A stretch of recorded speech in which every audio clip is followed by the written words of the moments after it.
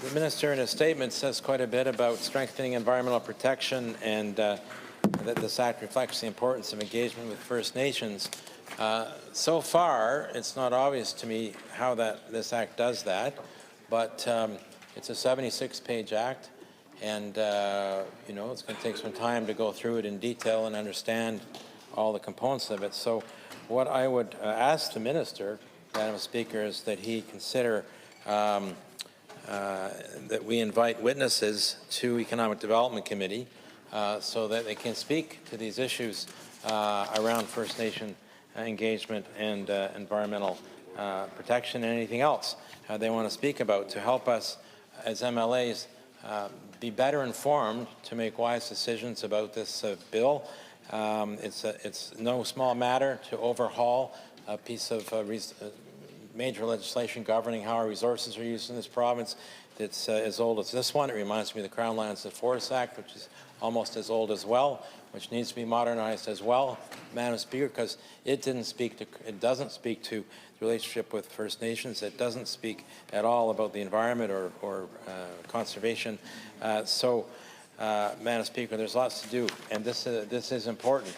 I did talk to at least one Wolastoqey chief and one senior official from the MIT for the Mi'kmaq.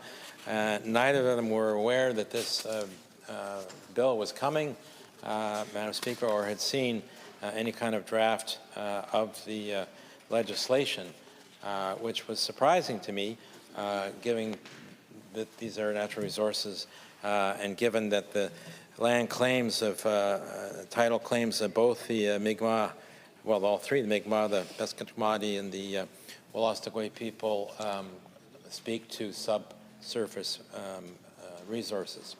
So there's going to be lots to unpack here, Madam Speaker, and there's going to be some bruised feelings, I think, to heal over.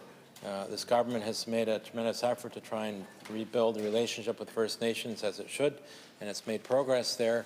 I'm hoping that this Act doesn't send those relations backwards, or this bill doesn't send those backwards, and that the Minister will be open to appropriate amendments that might better address engagement with First Nations and ensuring environmental protection. He used the word evolve, Madam Speaker, and it is the case that with old legislation like this, society has evolved in many, many ways. And we also have learned from, you know, gaps and omissions and errors from the old legislation when we look at the impacts that have happened environmentally. The relationship with First Nations was nowhere back in the 1980s. There was no thought of even pursuing reconciliation.